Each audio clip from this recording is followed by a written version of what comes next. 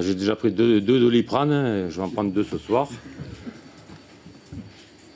Ah oui, c'est dur. Qu'est-ce qui s'est passé, Michel? Un 7-0.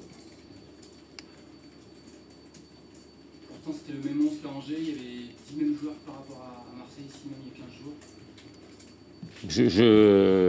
Je peux rien dire d'autre que on a été mauvais défensivement, on a été mauvais offensivement, on n'a rien fait de tout le match. Tu peux pas gagner un match, tu gagnes aucun duel, tu gagnes aucun second ballon, tu gagnes rien. On est tout le temps en retard. On les a regardés faire marquer des beaux buts. Voilà, on a été mauvais. Moi compris. Hein. Ce qui est surprenant, c'est l'enchaînement entre le deuxième, le deuxième et le troisième but. Bah ouais, au bout de 11 minutes, il y avait 3-0. Ouais. Ouais. J'ai vu comme vous. Hein. Et après, j'imagine que même mentalement, comment on peut expliquer qu'il soit... il faut... Non, mais c'est rien. Je sais pas.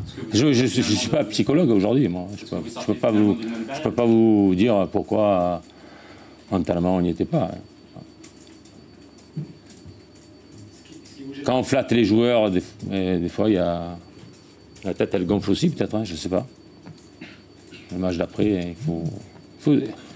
Je le répète tout le temps, le match d'après, il faut être constant, il faut être en capacité de reproduire les mêmes efforts. Là, l'attitude défensive était catastrophique. On ne peut pas jouer au football en défendant comme on l'a défendu là. C'est pas que mes défenseurs, il y a mes défenseurs, il y a mes milieux défensifs, il y a les extérieurs offensifs, ils doivent se replacer, on doit travailler. C'est le bloc d'équipe qui est... Et puis après, bien sûr, derrière on a été défaillants complètement, derrière. Dans les 1 contre 1, ils nous ont graillé. Ils nous ont graillé. Quel sentiment l'emporte là? C'est la colère ou l'incompréhension? J'ai mal à la tête. Je vous dis, j'ai pris déjà 2 Doliprane. Je vais en reprendre 2 ce soir. Hein. Ce qui est le plus gênant, c'est qu'il y a la révolte qui n'est pas venue. 3-0 au bout de 10 minutes, on aurait dû s'attendre à une révolte, elle n'est pas venue. C'est ça qui est le plus inquiétant? C'est tout. On a été mauvais du début à la fin du match. Après, il y a l'expulsion qui nous pénalise encore plus derrière. Voilà. Il nous pénalise pour le match là, pour le match suivant. Voilà. Surtout qu'il y a eu triple changement, Michel, avec l'idée sans doute d'injecter autre chose pour la deuxième période, et c'est vrai qu'elle arrive assez vite cette expulsion en deuxième période. Ah ouais, mais parce que quand vous êtes toujours en retard, vous faites des fautes. Quand vous êtes les premiers sur le ballon, c'est l'adversaire qui fait des fautes. Là, on était en retard sur tout. Du début à la fin, on était en retard partout. On était en retard défensivement, dans les distances, dans la lecture du jeu défensive, on a été très très mauvais. Dans les interventions, on a été mauvais, et après, offensivement, on n'a rien fait, on n'a pas tiré une fois au but. On n'a aucune occasion. C'est la première fois qu'on n'a aucune occasion d'un match. Par 7-0 à la maison. Bravo à Montpellier. Puis, voilà. Est-ce que c'est une chance de pouvoir rejouer rapidement dès mercredi? Faut vite évacuer. Hein. Parce qu'à Rennes, ça va très vite aussi. Hein. J'ai vu leur match hier, ça va encore plus vite qu'à Montpellier. Dans les passes, dans les appels, il va falloir qu'on ait une autre attitude défensive et offensive. C'est la pire défaite de l'histoire du club. Est-ce que ça, vous pouvez aussi vous lancer? J'ai fait tous les records, j'ai gagné. L'année dernière, on a gagné les raccords offensifs, on a gagné tout, et là, défensif. Ouais. Quel a été le message au vestiaire, Michel, du coup, à l'issue de la rencontre? J'ai rien à vous dire. Ce que j'ai dit aux joueurs, ça reste entre nous. Oui, c'est un très bon match de la part de Montpellier Hérault, des joueurs, que je félicite. Parce que vraiment, on a appliqué le plan qu'on voulait. J'ai vu du jeu, j'ai vu de l'intelligence, j'ai vu de l'abnégation. Parfois, il nous manquait l'un, parfois l'autre. Là, on a mis tout en œuvre. Et puis voilà, on a été efficace devant le but. Je sais pas, on a travaillé la finition cette semaine, peut-être que ça a aidé. Mais en fait, on va être très fiers de ce qu'ont fait les joueurs aujourd'hui, en tout cas. Olivier, il y a des records aujourd'hui. D'abord, c'est la plus grosse victoire de l'histoire de la Payade, en D1. C'était 6-0 face à Brest, c'est 7-0 face à Brest. C'est aussi la première équipe Montpellier à marquer 5 buts en 31 minutes dans l'histoire du championnat. Ah bon? Tout vous a souri. Oui, parce qu'en fait, on a été d'abord efficace dans notre bloc, on a été solide. Il y a eu beaucoup de solidité, il faut commencer par là. Je mettrai en valeur surtout tout le monde, mais les milieux de terrain, les retours des attaquants, les duels gagnés. Ouais, parce qu'on savait très bien qu'on aurait pas mal de duels, notamment aériens, face à cette équipe-là qui est quand même très athlétique. Et là, je pense qu'on les a un petit peu surpris parce qu'on a résisté sur le plan physique. Après, effectivement, on a vu des très jolis buts, on a vu du culot aussi et de la confiance. Mais c'est ce que j'ai dit aux joueurs, je pense qu'on a une bonne équipe. Voilà, je pense que depuis le début, on a une bonne équipe, il faut mettre les choses à l'endroit, il faut d'abord bien défendre, il faut avoir cet esprit qui correspond au club. Voilà, ça correspond au club et il faut le mettre en action. Aujourd'hui, effectivement, après tout nous a souri. On ne peut pas dire qu'il y ait 7 buts d'écart entre les deux équipes, ça reste du football.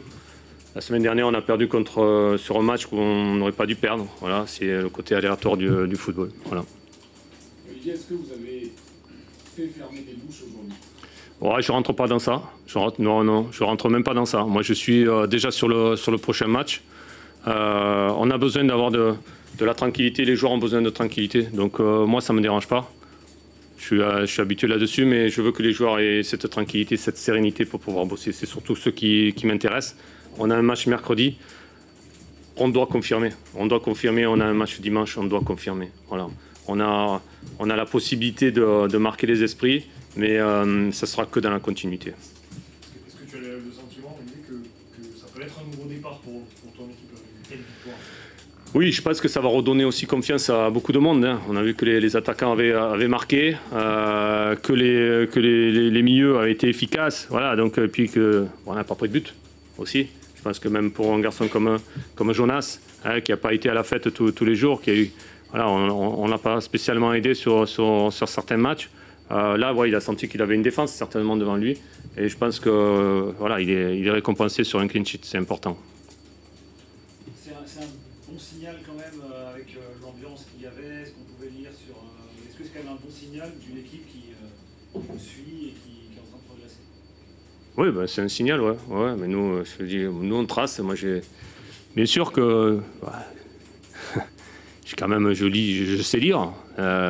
Mais bon, après c'est comme ça, je vais pas rentrer dans cette polémique-là, mais je vais plutôt dire merci. Oui, parce qu'Olivier, même si... Je dis merci. J'ai compris que tu ne veux pas rentrer dans la polémique. Non, je rentre pas. Polémique à voir, mais en tout cas, une équipe qui met 7 buts, qui fait ce qu'elle a fait aujourd'hui en termes d'efforts, offensifs, collectifs, la célébration des buts, etc. Ce sont des signes d'une équipe qui, contrairement à ce qu'on peut dire aussi, au-delà de ta relation avec tes joueurs, mais d'une équipe qui est toujours concernée, qui est toujours dans le projet, qui a toujours envie de bosser avec le staff, le groupe, la direction. Mais nous seuls, on sait ce qui se passe. Il n'y a pas ce que l'on croit du tout, mais du tout. Après, pas rentrer dans les détails, mais nous, on est dans notre projet, on est dans notre travail, au quotidien. Au quotidien, on est là, ça bosse. Tout ce qui a été plus ou moins inventé, ben, ça a été inventé. Aujourd'hui, on ne peut pas faire abstraction de ça. Voilà. Après, nous, on a toujours tracé la même voie avec des objectifs, du travail, des plans de jeu.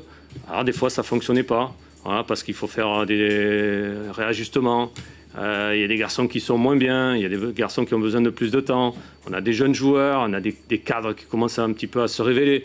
Voilà, donc j'ai senti qu'on avait besoin de temps et donc on a certainement besoin de sérénité aussi, c'est clair. Mais pendant qu'on parlait sur moi, c'est bien, les joueurs ont le temps de bosser, c'est très bien. C'est pour ça que je dis merci. La sérénité, vous l'avez aussi l'année dernière ici même en gagnant 4-0. Oui. C'est un hasard de s'imposer avec autant de... Je sais pas, non, sincèrement, c'est dur à dire, effectivement. L'année dernière, on avait 4-0, on était très heureux aussi. Mais ces victoires n'auront de valeur que si on continue. Effectivement, elles seront vite oubliées. Voilà, 7-0, c'est bien. Voilà, on a battu des records, c'est bien. Je peux vous dire que nous, on est déjà tourné. On profite, on a besoin de profiter. Mais on profitera peu parce que déjà, on est tourné sur le match de mercredi. Quelle est la part, Olivier, de responsabilité positive à tes yeux